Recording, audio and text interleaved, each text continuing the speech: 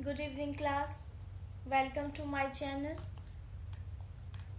रोज की तरह हम आपके सामने आज भी हैं अपनी डेली शाम 5 बजे वाली क्लास में, जिसमें हम हिंदी टीजीटी पीजीटी एग्ज़ाम्स के क्वेश्चंस की प्रैक्टिस करते हैं।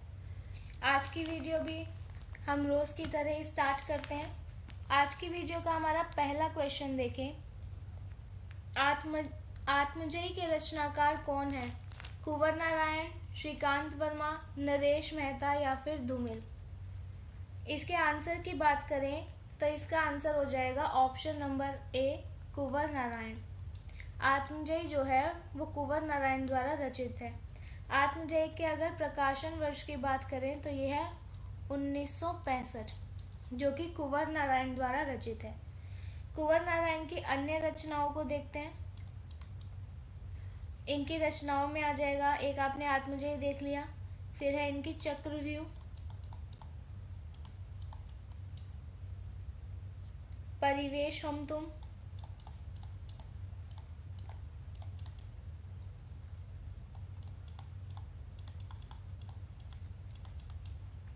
अपने सामने,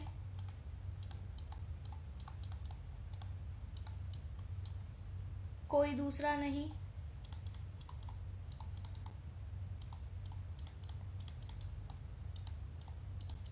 इन दिनों, और एक आ जाएगा वाच रवा के बहाने।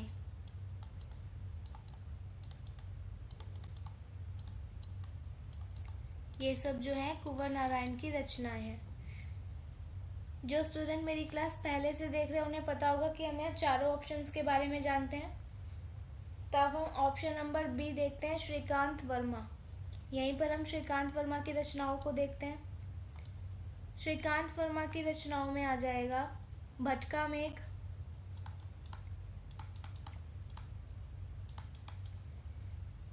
माया दर्पण, दिनारंभ, जलसाघर, मगध, झाड़ी, संवाद और अपोलो का रथ।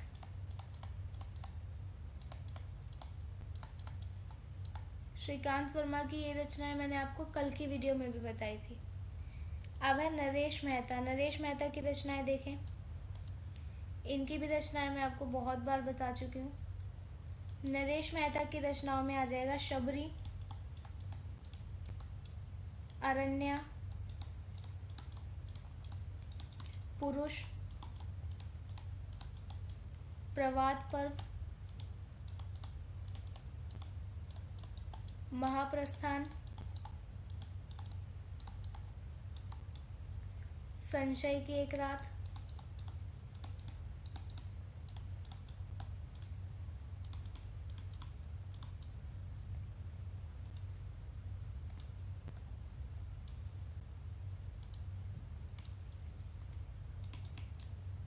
यह पथबंधु था।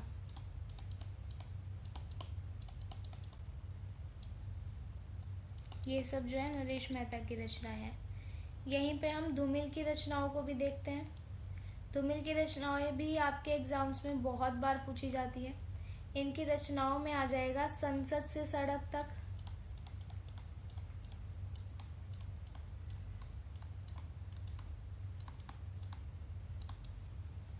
कल सुनना मुझे,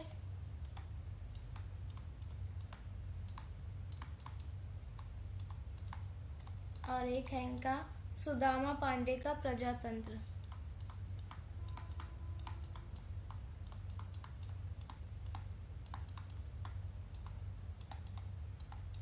ठीक है, यहाँ पे हमने इन सारे ऑप्शंस को देख लिया है। धूमिल की रचनाओं के समय को भी देख लेते हैं। 1972 में आई थी संसद से सड़क तक। कल सुनना मुझे का है 1977। सुदामा पांडे का प्रजातंत्र, इसका समय है 1983। नेक्स्ट क्वेश्चन देखते हैं हम अपना। नेक्स्ट क्वेश्चन है, साहित्य अकादमी पुरस्कार की स्थापना कब हुई थी? इसका जो आंसर है वो है ऑप्शन नंबर बी 1954। 1954 में साहित्य अकादमी पुरस्कार की स्थापना की गई थी।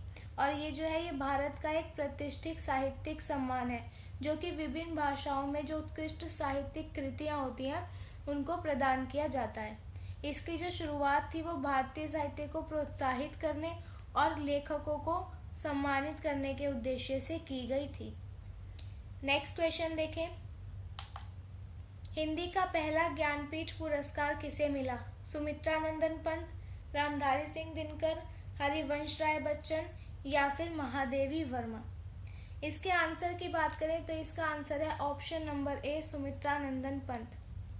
हिंदी का जो पहला ज्ञानपीठ पुरस्कार है वो मिला था सुमित्रानंदन पंत को इनकी रचना चिदम्बरा के लिए। चिदम्बरा का जो प्रकाशन वर्ष था वो था 1965 और 1968 में इसके लिए सुमित्रानंदन पंत को ज्ञानपीठ पुरस्कार प्राप्त हुआ था। नेक्स्ट क्वेश्चन देखें।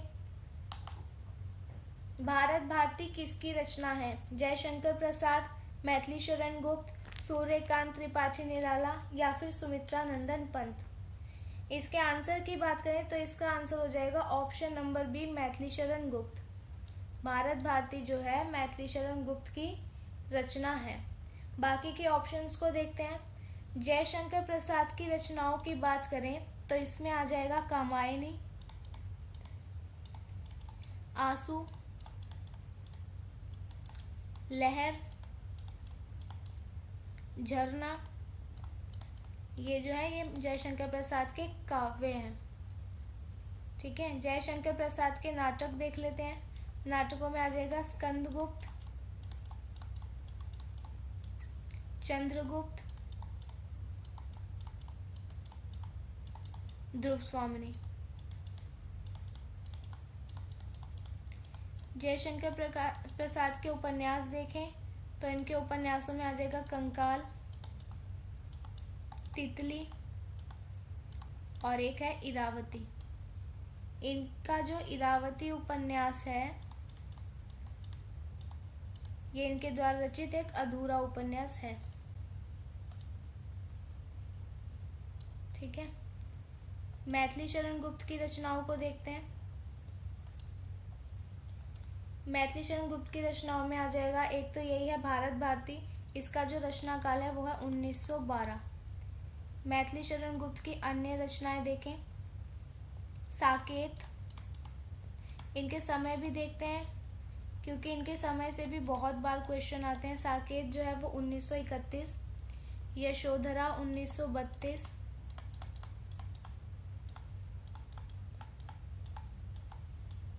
पंचवटी 1915,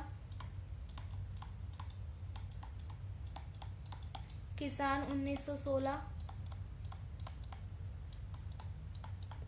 जयद्रथ वध 1910,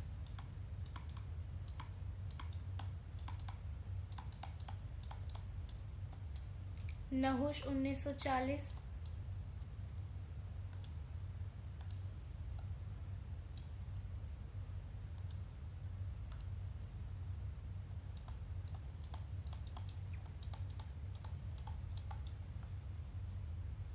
ठीक है, और एक लिखो आप करबला,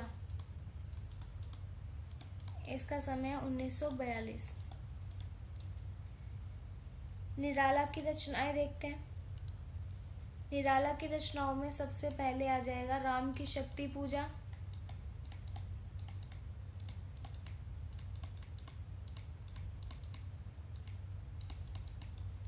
सरोज स्मृति,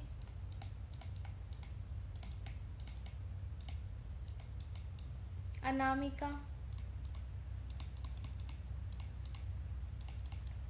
ठीक है, इनके एक रचना है कुकुर मुत्ता,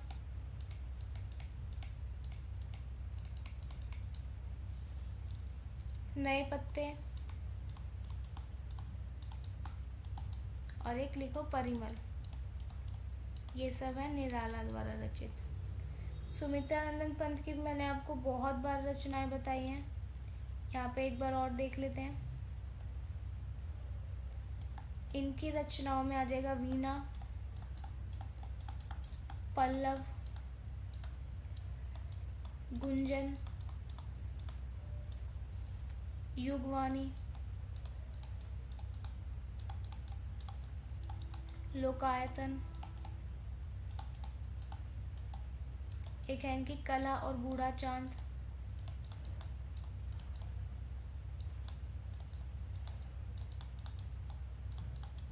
ठीक है। इसके अलावा एक युगांत, ये सब जो है सुमित्रा नंदन पंत द्वारा रचित है। नेक्स्ट क्वेश्चन देखते हैं। अतीत के चलचित्र किसकी रचना है? महादेवी वर्मा, सुभद्रा कुमारी चौहान, मीराबाई या फिर शिवानी? इसका जो आंसर है वो हो जाएगा option number A, Mahadevi Verma. अतीत के चलचित्र जो है ये महादेवी वर्मा द्वारा रचित है। इसके अलावा महादेवी वर्मा की और भी बहुत सी रचनाएं हैं, उनके बारे में देखते हैं। इनकी रचनाओं में आ जाएगा पथ के साथी,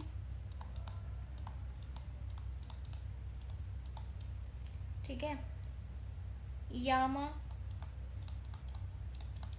दीपशिखा, निहार और रश्मि। सुभद्रा कुमारी चौहान की रचनाएं देखते हैं। इनकी रचनाओं में आ जाएगा झांसी की रानी,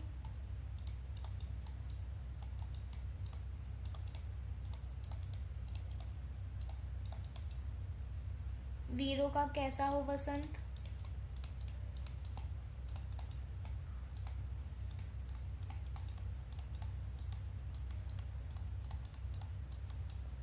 त्रिधारा और बिखरे मोती।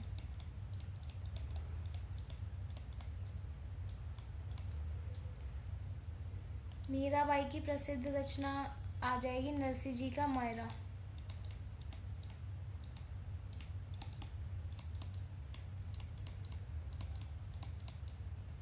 ठीक है, गीत गोविंद,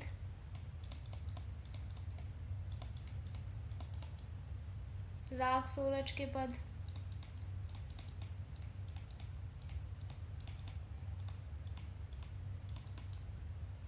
मीरा की मल्हार,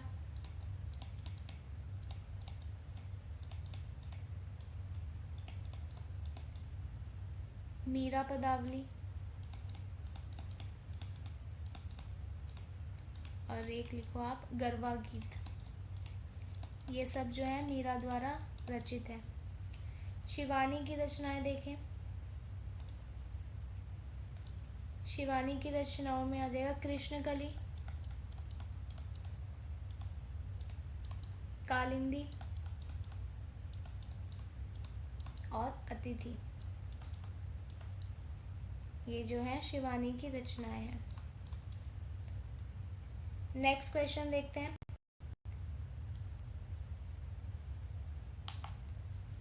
स्मृति की रेखाएं किसकी रचना है? महादेवी वर्मा, रामवृक्ष बेनीपुरी, कन्हैयालाल मिश्र प्रभाकर या फिर शिवानी? इसके आंसर की बात करें तो ये हो जाएगा option number A, Mahadevi Verma. स्मृति की रेखाएं जो है महादेवी वर्मा द्वारा रचित है। इसके प्रकाशन वर्ष की बात करें तो वो हो जाएगा 1943। इसके अलावा महादेवी वर्मा की रचनाओं में आ जाएगा मेरा परिवार,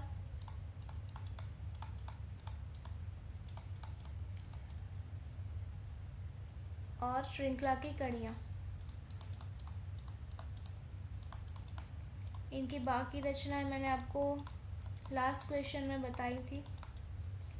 नेक्स्ट ऑप्शन में हमारे पास है रामवृक्ष बेनीपुरी। रामवृक्ष बेनीपुरी की रचनाओं को देखते हैं। इनकी रचनाओं में आ जाएगा सीता का मन, संघमित्रा, अमर ज्योति,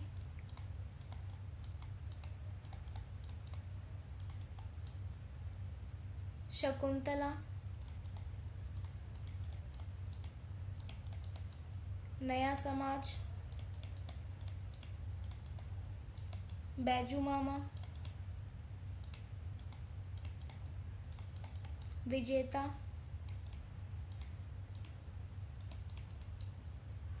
गांवों के देवता,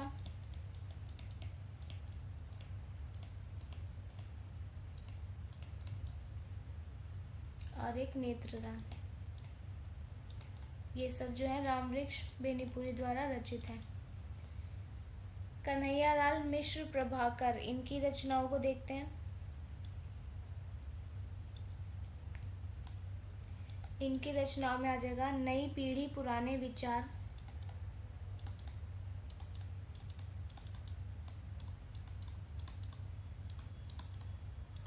इसका जो प्रकाशन वर्ष है वो है 1950। जिंदगी मुस्काई,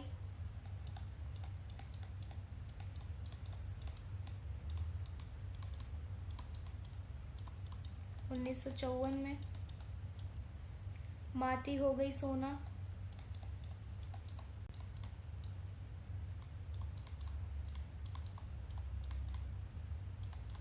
यह है 1957 में। दीप जले शंख बजे,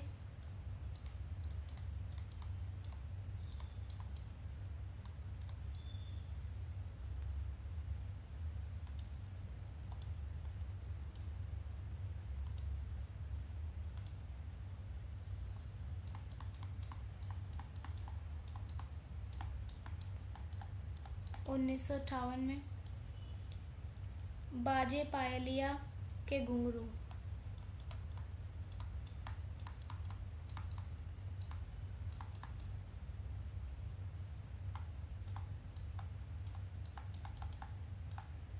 इसका समय भी 1958 ही है। इसके अलावा है इनका आकाश के तारे धरती के फूल,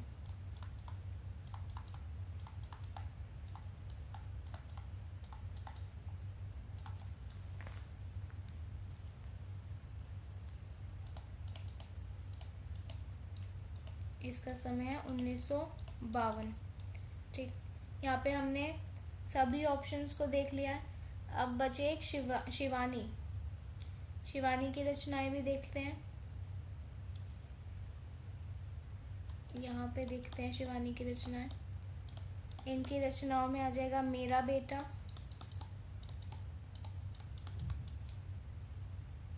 मायापुरी, रति विलाप, पूतों वाली। नेक्स्ट क्वेश्चन देखते हैं। गेहूं और गुलाब किसकी रचना है? रामवृक्ष बेनीपुरी, कन्हैयालाल मिश्र, वासुदेव शरण अग्रवाल या फिर हजारी प्रसाद द्विवेदी।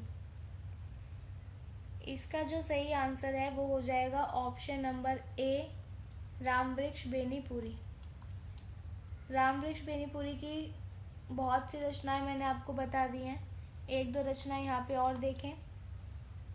इसमें आ जाएगा माटी की मूर्तें,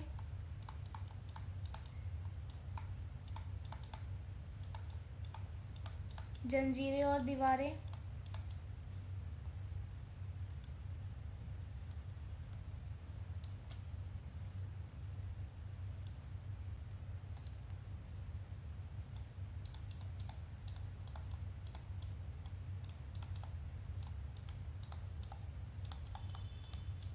और चिता के फूल।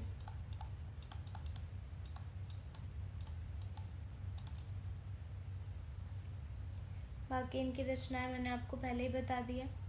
कन्हैयालाल मिश्र प्रभाकर, इनकी भी रचनाएं मैंने आपको बता दी थी। अब यहाँ पे है वासुदेव शरण अग्रवाल, इनकी रचनाएं यहाँ देख लेते हैं। वासुदेव शरण अग्रवाल की रचनाओं में आ जाएगा कल्प वृक्ष,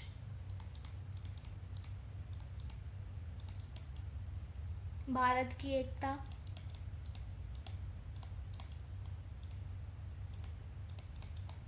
माता भूमि, पूर्ण ज्योति,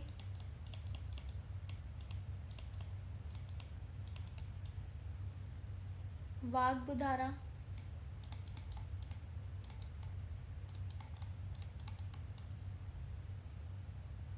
और आ जाएगा पानी निकालिन भारतवर्ष।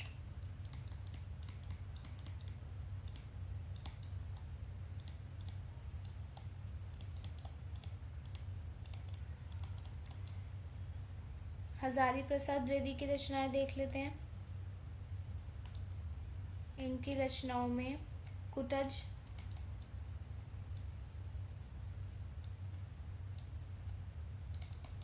अशोक के फूल,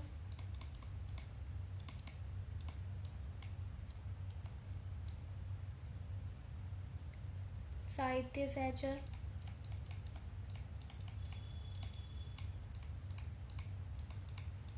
आलोक पर्व,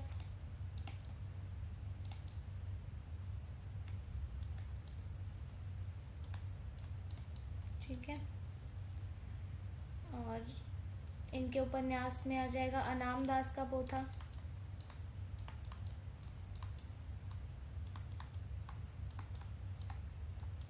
इन्होंने हिंदी साहित्य की भूमिका भी लिखी।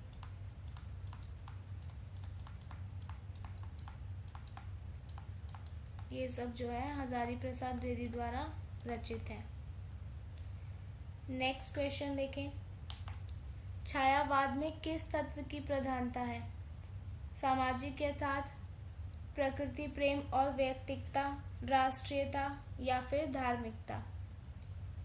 इसके आंसर की बात करें तो वो हो जाएगा ऑप्शन नंबर बी, प्रकृति प्रेम और वैयक्तिकता। ये जो है छायावाद की प्रधानता है। छायावाद जो है हिंदी का बहुत महत्वपूर्ण युग है। छायावाद के समय की बात करें तो यह है 1918 से 1936, ठीक है। इस युग में कवियों ने प्रकृति प्रेम, रहस्य, आत्मा की अनंतता और वैयक्तिकता, इन सबको जो है अपनी कविताओं में शामिल किया। इसके अलावा अगर हम छायावाद की विशेषताओं को देखें तो इसमें आ जाएगा प्रकृति प्रेम, वैयक्तिकता, रहस्यवाद, ये भी हमें छायावाद में देखने को मिलता है, नारी सौंदर्य और प्रेम, और आ जाएगा स्वच्छंदतावाद। ये सब जो है छायावाद की विशेषताएं। छायावाद के अगर हम प्रमुख कवियों को देखें तो इनके 4 प्रमुख कवियों में आ जाते हैं जयशंकर प्रसाद,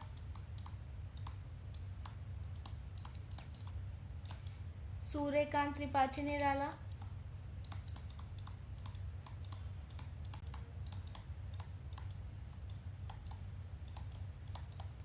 सुमित्रा नंदन पंत,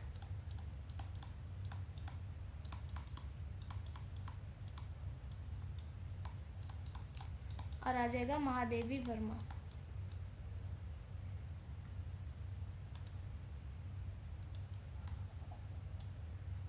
ये सब जो है छायावाद के प्रमुख कवियों में आते हैं।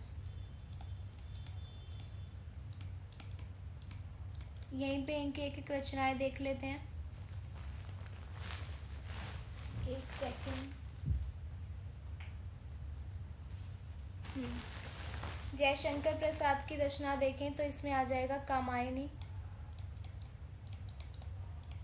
निराला की रचना है राम की शक्ति पूजा। इन चारों की रचनाएं मैंने आपको बहुत बार बताई हैं। सुमित्रा नंदन की रचना देख लेते हैं पल्लव, और महादेवी वर्मा में आप लिखो नीरजा। नेक्स्ट क्वेश्चन देखते हैं। प्रगतिवाद का मुख्य स्वर क्या है? सौंदर्य बोध, कल्पनाशीलता, सामाजिक चेतना और वर्ग संघर्ष, या फिर रहस्यवाद? प्रगतिवाद के बारे में जानते हैं। प्रगतिवाद जो है ये भी हिंदी साहित्य का जो एक बहुत महत्वपूर्ण आंदोलन है। ये आंदोलन 1936 में शुरू हुआ था, ठीक है। और ये साहित्य में जो है मार्क्सवादी विचारधारा से प्रभावित था, और ये समाज में शोषित वर्ग के संघर्ष को प्रमुखता देता था। प्रगतिवाद की विशेषताएं देखें तो इसमें हमें देखने को मिलता है सामाजिक यथार्थ, वर्गों का संघर्ष, शोषण के विरुद्ध विद्रोह, साम्यवाद और समाजवाद, और इसके साथ हमें रूढ़ियों का विरोध भी देखने को मिलता है। इसके आंसर की बात करें तो इसका आंसर हो जाएगा ऑप्शन नंबर सी, सामाजिक चेतना और वर्ग संघर्ष। प्रगतिवाद के प्रमुख साहित्यकारों की बात करें तो इसमें मुख्य रूप से जिनका नाम आता है उनमें है नागार्जुन, त्रिलोचन, केदारनाथ अग्रवाल,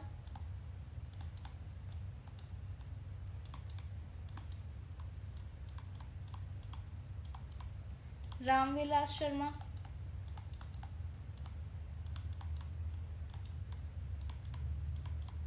और एक आ जाएगा शिवमंगल सिंह सुमन।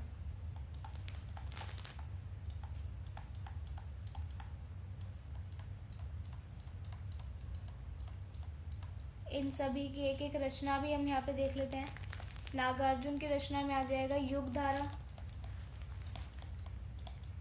त्रिलोचन की रचना है धरती।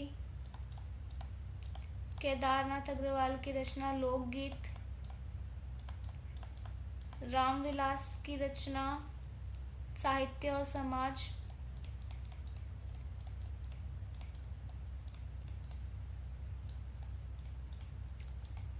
और शिवमंगल सिंह सुमन की रचना है मिट्टी की बारात।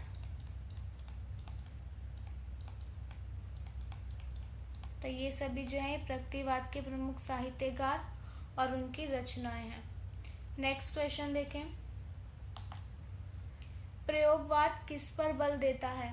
परंपरा का निर्वाह, नवीन शिल्प और अभिव्यक्ति, सामाजिक संदेश या फिर अलंकारिकता। इसका जो आंसर है वो हो जाएगा ऑप्शन नंबर बी, नवीन शिल्प और अभिव्यक्ति।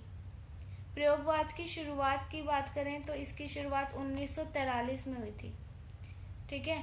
और ये जो है अज्ञे द्वारा संपादित तार सप्तक से इसका प्रकाशन वर्ष माना जाता है।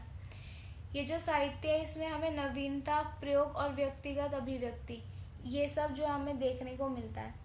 प्रयोगवाद की जो अन्य विशेषताएं हैं उसमें आ जाएगा अलंकारों का त्याग। प्रयोगवाद में अलंकारों को त्याग कर सीधी और स्पष्ट भाषा का जो है प्रयोग किया गया था। फिर है आधुनिकता और प्रयोग। इसमें जो है साहित्य में नए प्रतिमान, बिंब और भाषा शैली का प्रयोग हमें देखने को मिलता है। प्रयोगवाद के प्रमुख साहित्यकार और उनकी रचनाएं देखें तो इनके प्रमुख साहित्यकारों में आ जाते हैं अज्ञे। इनकी रचना एक लिखें आप, हरी घास पर क्षणभर।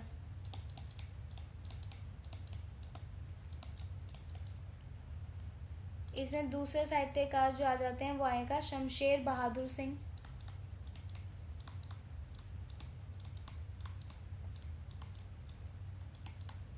जिनकी रचना है चुका भी हूं मैं।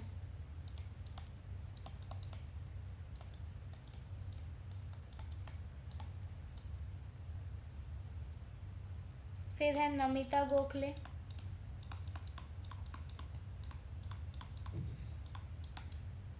इनकी रचना में आ जाएगा परंपरा और प्रयोग।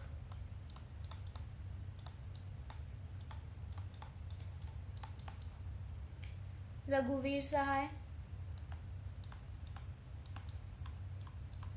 इनकी रचना में आ जाएगा आत्महत्या के विरुद्ध।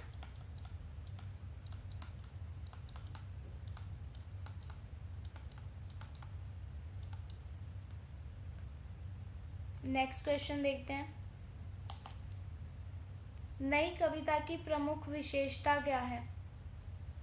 छंदोबद्धता, अलंकारिकता, अनुभूति की प्रामाणिकता और क्षणवाद, या फिर राष्ट्रीय भावना। इसके आंसर की बात करें तो इसका आंसर हो जाएगा ऑप्शन नंबर सी, अनुभूति की प्रामाणिकता और क्षणवाद। नई कविता की शुरुआत की बात करें तो इसकी शुरुआत 1950 में हुई थी, ठीक है। और ये जो कविता है ये किसी भी तरह के बंधनों में ना बंधकर स्वतंत्र रूप से इसमें रची जाती थी। इसमें व्यक्तिगत अनुभूतियों, क्षणवाद, यथार्थवादी दृष्टिकोण को जो है प्रमुखता दी जाती है। नई कविता के प्रमुख कवियों में जो प्रयोगवाद में हमने देखे थे उसमें से आ जाएंगे अज्ञे, शमशेर बहादुर सिंह और रघुवीर सहाय। इसके अलावा नई कविता के कवियों में आ जाएंगे धर्मवीर भारती। इनकी रचना की बात करें तो इनका उपन्यास है सूरज का सातवां घोड़ा।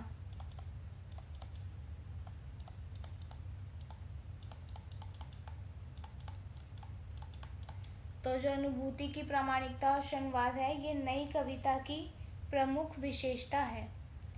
नेक्स्ट क्वेश्चन देखें। अस्तित्ववाद से प्रभावित हिंदी साहित्य की कौन सी धारा है? छायावाद, प्रगतिवाद, प्रयोगवाद और नई कविता, या फिर द्विवेदी युग। तो अस्तित्ववाद जो है, इससे प्रभावित हिंदी साहित्य की जो काव्य धारा है वो है प्रयोगवाद और नई कविता, यानी ऑप्शन नंबर सी। ठीक है।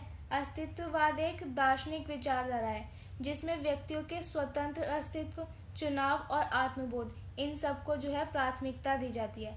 और हिंदी साहित्य में जो प्रयोगवाद और नई कविता है वो इसी अस्तित्ववाद से प्रभावित है। प्रयोगवाद के कवि मैंने आपको बता दिए थे, इसमें अज्ञेय, शमशेर बहादुर सिंह, रघुवीर सहाय और धर्मवीर भारती। नेक्स्ट क्वेश्चन देखें।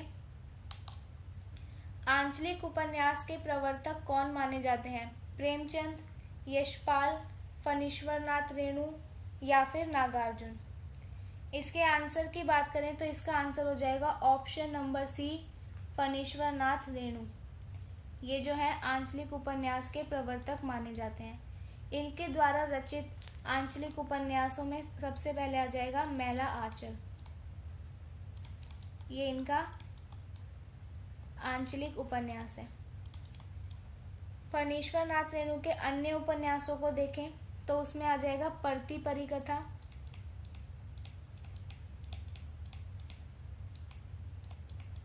दीर्घ तपा,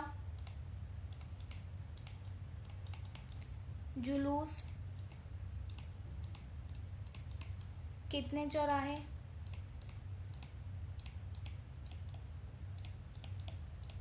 और पलटू बाबा रोड।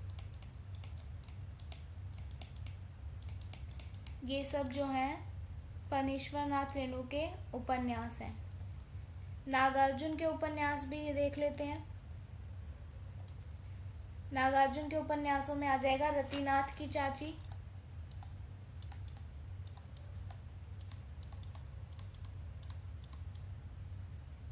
बलचनमा,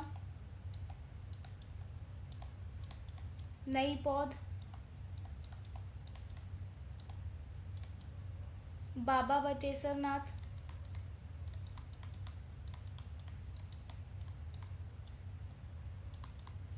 दुख मोचन,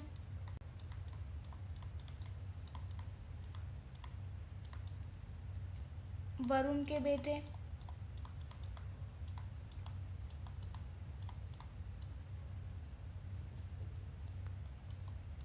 हीरक जयंती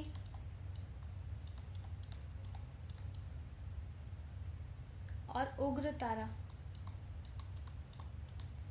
ये सब नागार्जुन द्वारा रचित उपन्यास हैं। बाकी के ऑप्शन देखते हैं। यशपाल के उपन्यासों को देखें। यशपाल के उपन्यास में आ जाएगा झूठा सच, दिव्या, देशद्रोही, दादा कामरेड और एक आ जाएगा मनुष्य के रूप।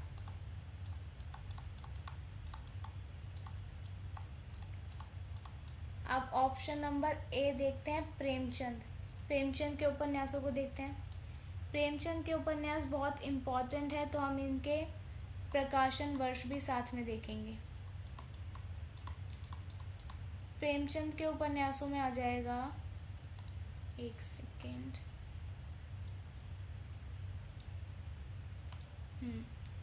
प्रेमचंद के उपन्यास में आएगा गोदान 1936 में, गबन 1931, निर्मला 1927, रंगभूमि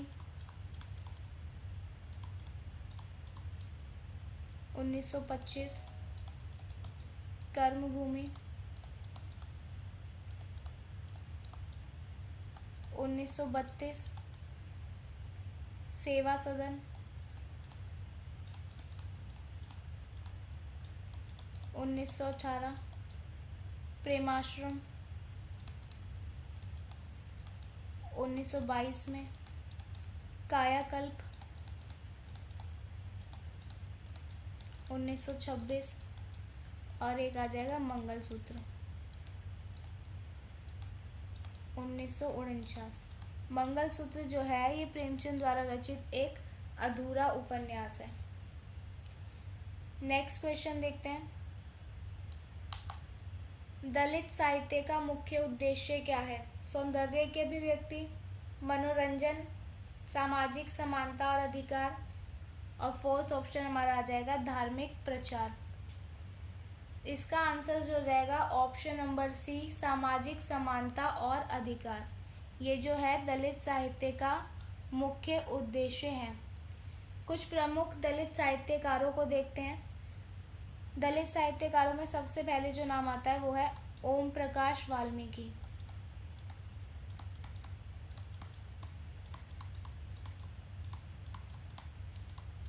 ठीक है, फिर आ जाएगा मोहनदास नेमिशराय,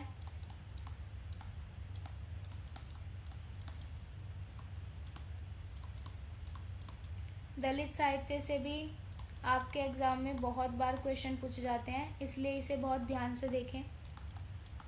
सूरजपाल चौहान, जयप्रकाश करदम,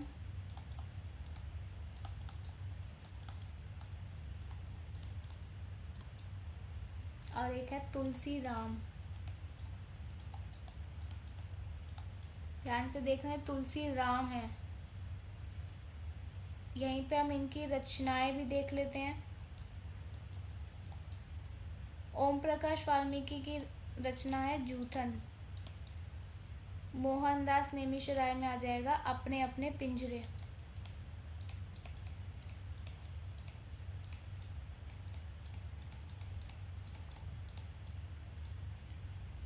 सूरजपाल चौहान में आ जाएगा तिरस्कृत। जयप्रकाश करदम की रचना है छिन्ना मस्ता।